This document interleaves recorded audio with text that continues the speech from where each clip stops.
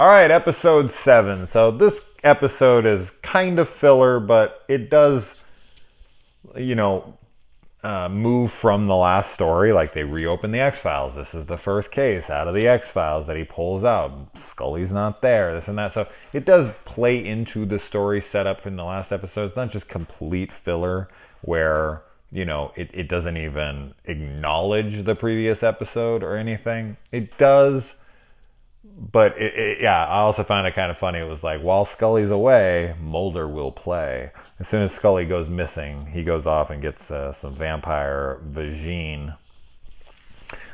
We see that it's been from May to November. This has been closed down. So for 5 months now, the X-Files has been shut down. And there's, vampires, of course, the real vampires in this. One's going to the blood bank. And what's up with the light bulb? The guy's like, oh, I can't have light on me. I can't have light on me. But it's sunlight that hurts him, not light.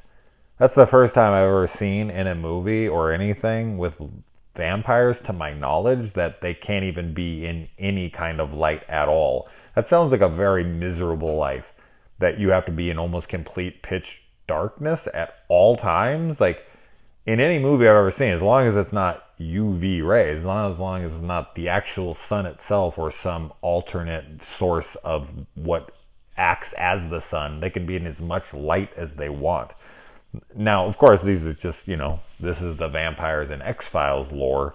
I just never seen that before, where the light bulb can hurt them like that. But then Mulder comes in with some red light, and it seems to be okay to him. I guess it's just kind of muter toned light.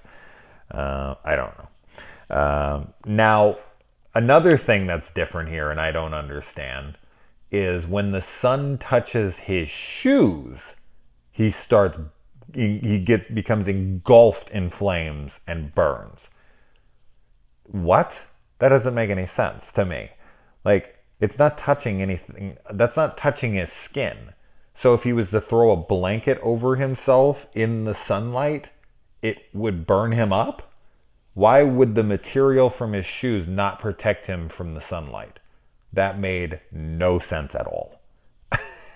His shoes are so thin that the UV rays are getting through to his toes, and he starts burning from there, and it lights his entire body on fire. The sun doesn't move that fast, or it'd be like sweeping all the way up his body in like one foul swoop. Like, it would start very slowly at his toes and make his way up, but it like starts at his toes and he immediately becomes engulfed. It's like quick too. Like, and it's through his shoes and within a second. So I feel like even if the sun touches their body for a second, they're fully engulfed in flames. That is a serious weakness. Now, he doesn't end up dying. He does heal himself completely. But I think that's because the whatever the queen thing here, forget what they call her in this, brings him back. I don't know. But I just found all that to be very different than anything I've ever seen before. Why would it do it through his shoes? That no sense at all. I like when Mulder's talking to the doctor and he's telling him all about the theories of the vampires and this and that. And the doctor is like, "You're upsetting me on many levels." I thought it was a great line of dialogue. It's like, you're screwing with me as a doctor, as a human. You're setting me in every imaginable way.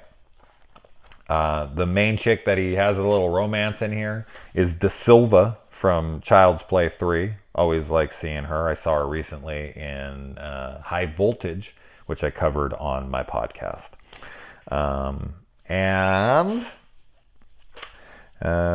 He has his little romance here. And it's all just whatever. It's a very throwaway episode for me. It wasn't really working for me all that much. I like to see Mulder out kind of having a little bit of fun, kind of, not really. His romance with this girl is so short-lived. It's so quick. I don't know. It just doesn't work for me all that well.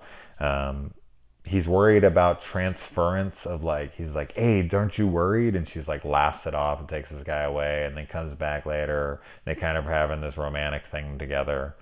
I don't know. It's like, aren't you worried that you're gonna change by kissing her or fucking her? Or I don't know. It's weird.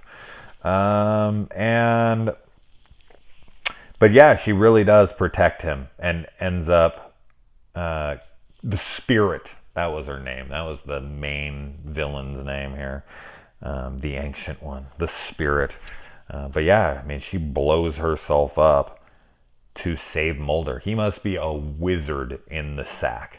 Jesus Christ, this girl has to kill herself to save Mulder. So, yeah, commit suicide to keep Mulder alive. Filler episode, so not a ton to say. Just kind of critiquing the vampire lore in it. But other than that, I don't really have much to say. Let's get back to the, normal narrative of the show.